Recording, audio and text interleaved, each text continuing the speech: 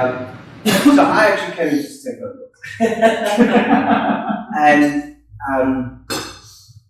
we've been speaking quite a bit about my stuff, but I know in the last 6 months, the last 2 years, I've just been surviving, which I needed to be able to get here, to be ready to do this, which I can think will happen this weekend.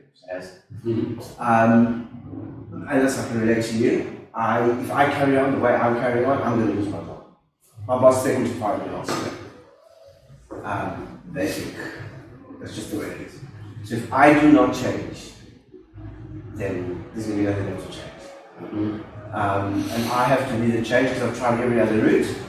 And at the end of the day, I can't hold someone else responsible for my change to change my environment.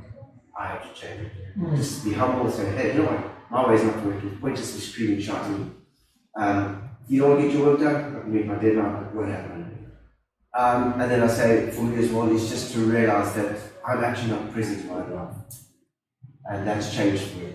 Well, it has been in a while, but I didn't actually grasp what was going on. And I internalized it as a furlough. That's missing my judgment, what was actually me. And once now that I can tap into that, and the big one is, as Steve says, is give yourself also a ticket to be happy, and to succeed in life.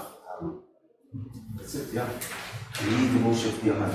What was told to me, I believed, and it's not true. We all deserve to be freaking fabulous people and to have a life we appreciate. So, I'm just. So thank you to you guys for taking everything to help.